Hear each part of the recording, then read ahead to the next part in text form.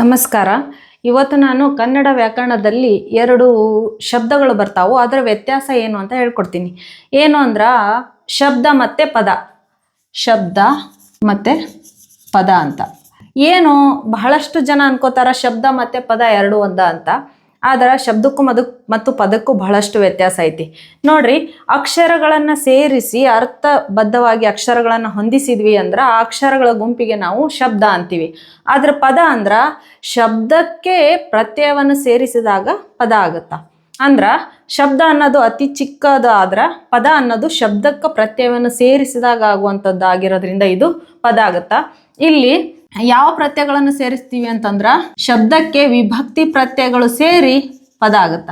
ಈಗ ನೋಡ್ರಿ, ಶಬ್ದ ಸರ ಅನ್ನುವಂಥದ್ದು ಒಂದು ಶಬ್ದ. ಇಲ್ಲಿ ಎರಡು ಅಕ್ಷರಗಳನ್ನ ಅರ್ಥ ಬರುವಂತೆ ಅರ್ಥಗರ್ಭಿತವಾಗಿ ಸೇರಿಸ್ಬೇಕು.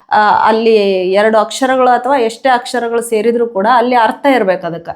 ಇಲ್ಲಿ ಸರ ಅನ್ನುವಂಥ ಒಂದು ಶಬ್ದ ತಗೊಂಡ್ವಿ ಅಂದ್ರ ಇದಕ್ಕ ದ್ವಿತೀಯ ವಿಭಕ್ತಿಯ ಪ್ರತ್ಯಯ ಅನ್ನು ಸೇರಿಸಿದ್ವಿ ಅಂತಂದ್ರ ಏನಾಗುತ್ತಾ, ಸರವನ್ನು ಆಗುತ್ತಾ.